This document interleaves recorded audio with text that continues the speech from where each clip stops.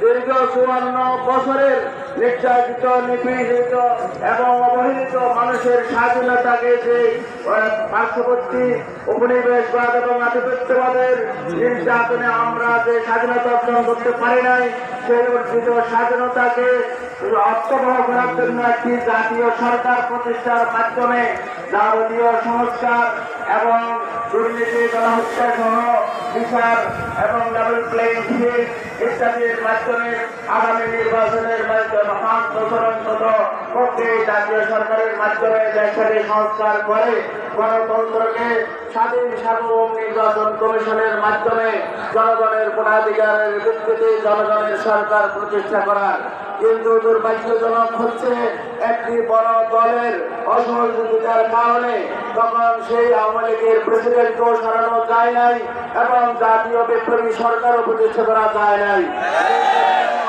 আজকে আমরা বাংলাদেশের দেশপ্রেমিক শক্তি এবং ইসলামী শক্তিগুলি ঐক্যবদ্ধভাবে যুগপৎ আন্দোলনের মাধ্যমে 5 দফা গণদাবির ভিত্তিতে লেভেল প্লেইং ফিল্ডের মাধ্যমে আগামী ফেব্রুয়ারিতে অন্তর্বর্তীকালীন সরকার ঘোষিত নির্বাচনকে নির্দলীয়ভাবে মানুষ যাতে কেন্দ্র দখল এবং ইত্যাদি করতে না পারে সেজন্য পিআর পদ্ধতির মাধ্যমে ইলেকশনের মাধ্যমে আমরা জনগণের সবার অংশগ্রহণের ভিত্তিতে জাতীয় সরকার প্রতিষ্ঠা করে আমাদের দেশ আমরা গর্ব এই আন্দোলনকে লক্ষ্যকে সামনে রেখে পিআর পদ্ধতির নির্বাচনের জন্য আমরা আন্দোলন করছি।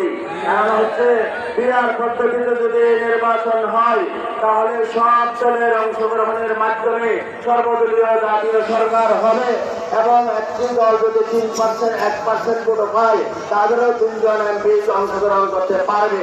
সেজন্য সংখ্যালঘিষ্ঠ বাইরেও সেখানে তাদেরও অংশগ্রহণ থাকবে এবং বাংলাদেশ হবে একটি জাতীয় সরকারের মাধ্যমে আমরা একটি নতুন ভবিষ্যৎ নিরাপদ ভবিষ্যৎ প্রজন্মের জন্য একটি উন্নত বাংলাদেশ গঠন করতে সক্ষম হব।